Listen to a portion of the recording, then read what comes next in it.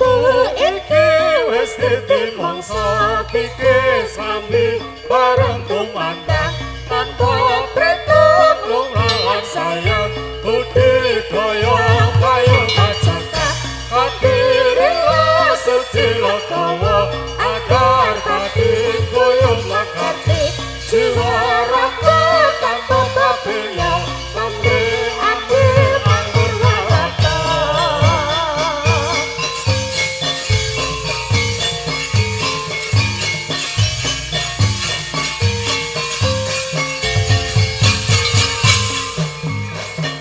waktu iki wis ditimongso pikis kami bareng kumandang tanpa pretung lumlahan sayang budidaya kayu kacaka kadirila suci lokawa agar kati kuyung bakati jiwa raga tanpa kabila lambe ati mangur warata manung baling cepo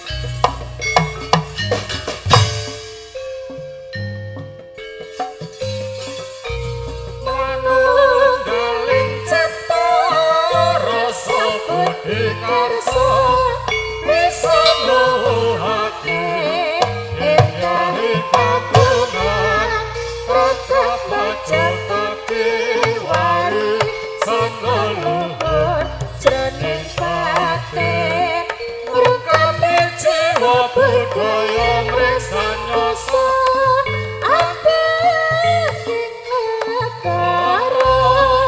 hayang ati luhur kinesen jaman maju berdasar agama lan uga Pancasila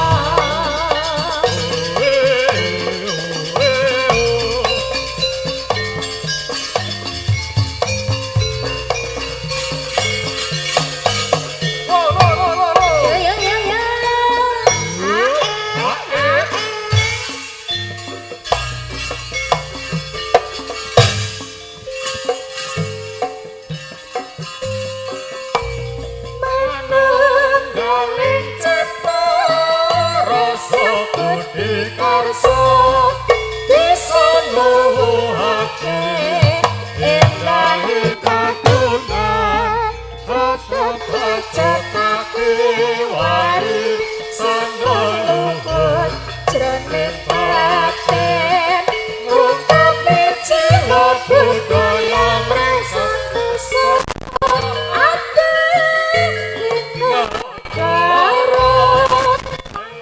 ati luhur kinesen jaman maju berdasar agama lan uga Pancasila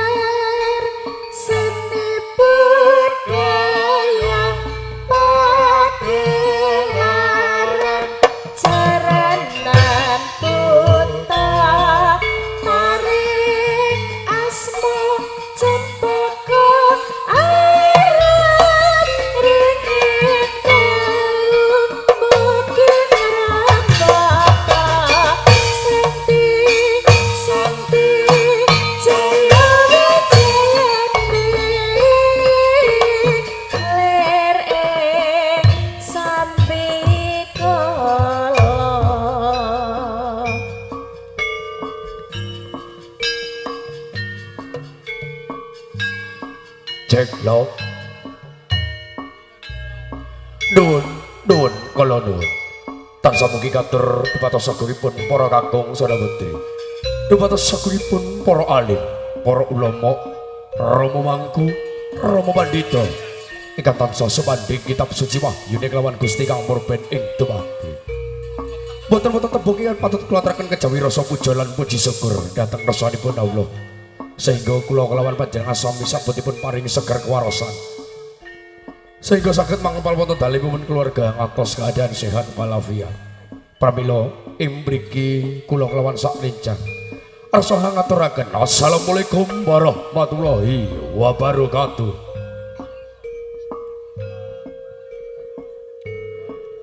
Datang sederek kula ingkang rasa agami Hindu tansah ngaturaken Om Swastiastu.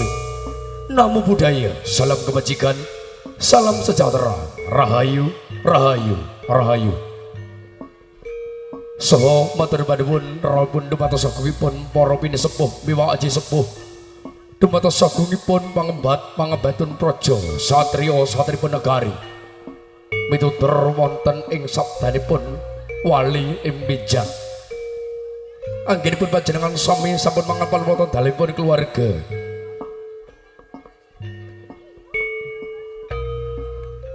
Gemenika saking Bapak Suharyadi kelawan Ibu Sumarmi tentunya. Saha kawilujenganipun ing dinten sak menika matur nuwun nuwun gong ingkang tanpa pindhan kula aturaken dhumateng sagungipun para tamu undangan kasapa semadya wonten ing sasana pelanggan. Ugi saged sinaketan malih kelawan kesenian kita. Seni jaran campur sari Cempaka Arum. Ing kamijil saking tlatah Ringin Telu Bangurjo Banyuwangi tentunya. Nami undanganipun saking keluarga agung yakni saking Bapak Ibu tuan rumah nalika semanten sampun nampi wahyune ilahi kitab suci lumember wonten ing sak keluarga ngantos hanggelar kelawan pernikahan putra lan putrinipun nggih menika Mas Yunius Tri Anuga. Mudah-mudahan putra saking Bapak Suharyadi kalian Ibu Sumarmi ingkang dipikantuk kelawan putri nggih menika Mbak Yanes Merta Patina Sarani tentunya putra saking Bapak Yohanes kelawan Ibu Suyani. Saha gong ingkang tanpa pepindhan kula aturaken dumados sagungipun warga masyarakat khususipun wonten ing Dusun Pancer Desa Sumberego Pesanggaran Banyuwangi.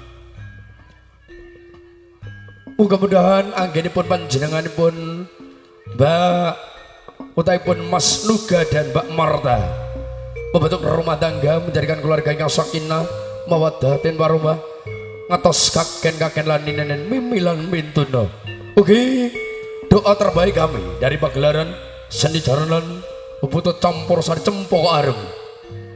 Mudah-mudahan keluarga agung saking almarhum Bapak Suharyadi kaliyan Ibu Sumarmi sasampunipun hanggelar upacara tansah kalisa ing sambi kala dahna pilahi cedhakna kelawan rejeki.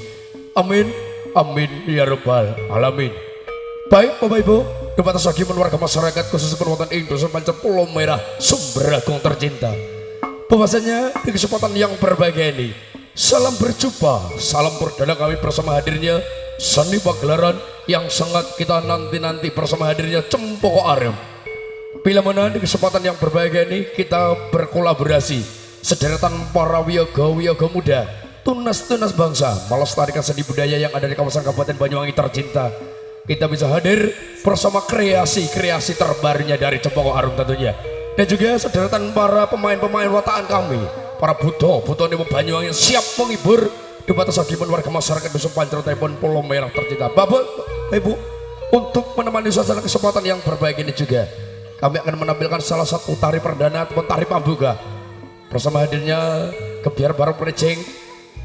Bila mana di kesempatan yang berbahagia ini akan unjuk kebolehan juga, dan juga matur baruun dumateng Duta Pro Audio yang memberikan suatu apresiasi bekerja sama bersama pagelaran Cempaka Arum tentunya, dan juga dua waranggono cantiknya dari Cempaka Arum, ada Mbak Lulu dan juga ada Mbak Nining Indah Puspitasari.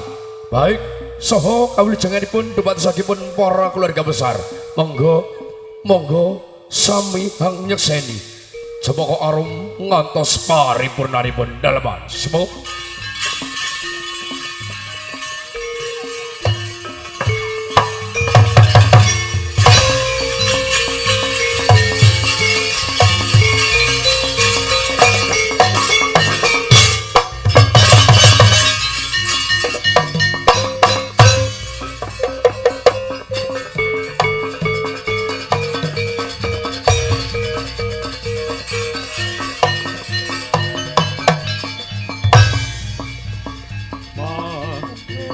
suci mestinya wiji kolong gelang wes kumolong cipta rasa karsa kunjung ring wong aku murweng kono kekangan cerita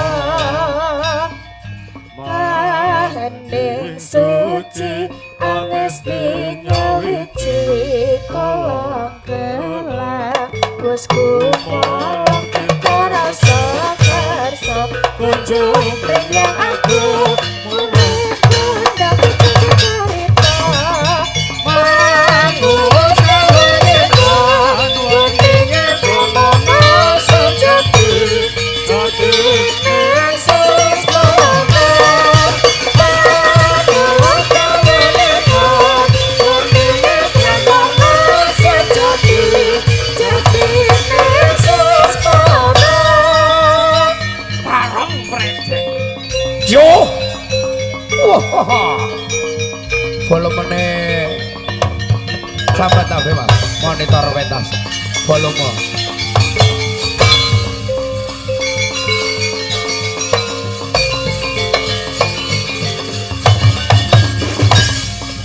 Yo.